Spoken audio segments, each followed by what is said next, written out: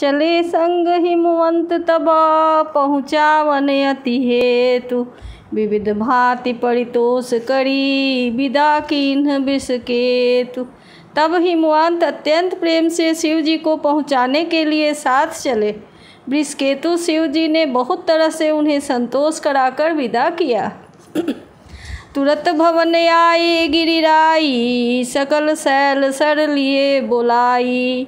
आदर दान विदय बहुमाना, सब कर विदा कीन्ह हिमवाना। पर्वतराज हिमाचल तुरंत घर आए और उन्होंने सब पर्वतों और सरोवरों को बुलाया। हिमवान ने आदर दान विनय और बहुत सम्मान पूर्वक सबकी विदाई की। जब ही शंभु कैलास ही आए, सुर सब निज निज लोक सिधाए।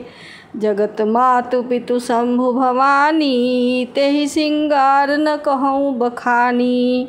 जब शिव जी कैलाश पर्वत पर पहुँचे तब सब देवता अपने अपने लोकों को चले गए।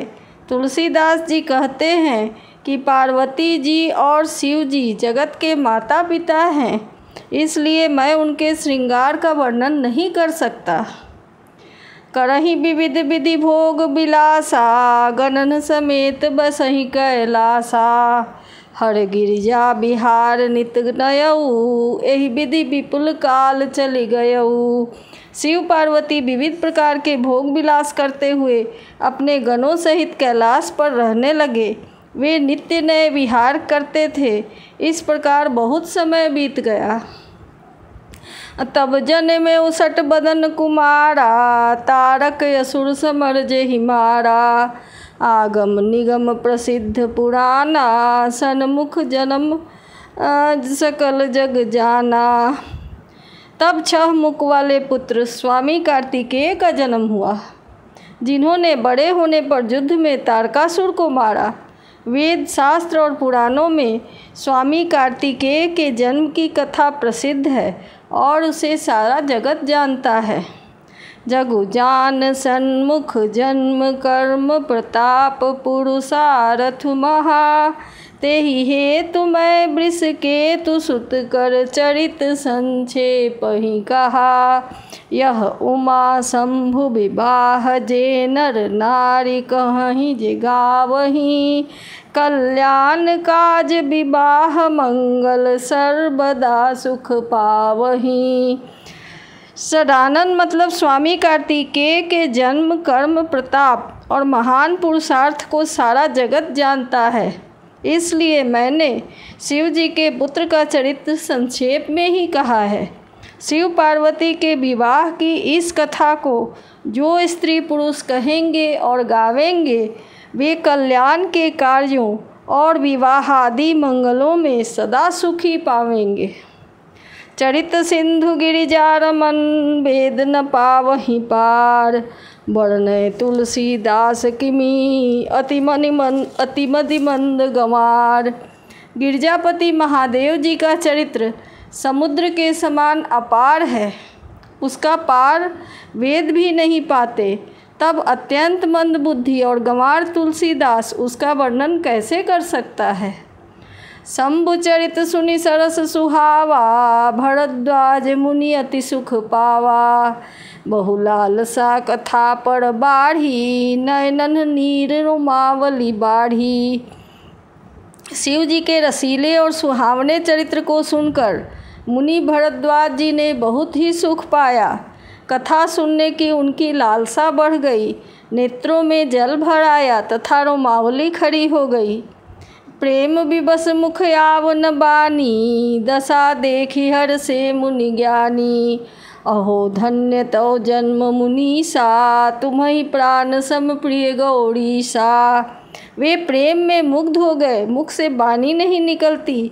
उनकी यह दशा देखकर ज्ञानी मुनि जाग्वल के बहुत प्रसन्न हुए और बोले, हे मुनीश, आहा, तुम्हारा जन्म धन्य है। तुमको गौरीपति शिव जी प्राणों के समान प्रिय हैं। शिवपद कमल जिन्हि रति नाही, राम ही ते सपने हुन सुहाही। बिनु छल विश्वनाथ पद नेहु, राम भगत कर लक्षण एहु। शिव जी के चरण कमलों में जिनकी प्रीति नहीं है वे श्री रामचंद्र जी को स्वप्न में भी अच्छे नहीं लगते। विश्वनाथ श्री शिव जी के चरणों में निष्कपट प्रेम होना यही राम भक्त का लक्षण है। शिव सम को रघुपति व्रतधारी, बिनु अघ तजी सती अस नारी। पन करी रघुपति भगति देखाई, को शिव सम राम ही प्रिय भाई। शिव जी के समान रघुनाथ जी की भक्ति का धारण करने वाला कौन है? जिन्होंने बिना ही पाप के सती जैसी स्त्री को त्याग दिया और प्रतिज्ञा करके श्री रघुनाथ जी की भक्ति को दिखा दिया। हे भाई, श्री रामचंद्र जी को शिव जी के समान और कौन प्यारा है? प्रथम ही मैं कही शिव चरित, बूझा मर्म तुम्हार। सुचि सेवक तुम राम के, रहित समस्त विकार। मैंने पहले ही शिव जी का चरित्र कहकर तुम्हारा भेद समझ लिया। तुम श्री रामचंद्र जी के पवित्र सेवक हो और समस्त दोषों से रहित हो। मैं जाना तुम्हार गुणशीला, कहूँ सुनऊँ अब रघुपति लीला। सुनु मुनि आज समागम तोरे, कहीं न जाई जस मुख मन मोरे। मैंने तुम्हारा गुण और शील जान लिया, अब मैं श्री रघुनाथ जी की लीला कहता हूँ, सुनो।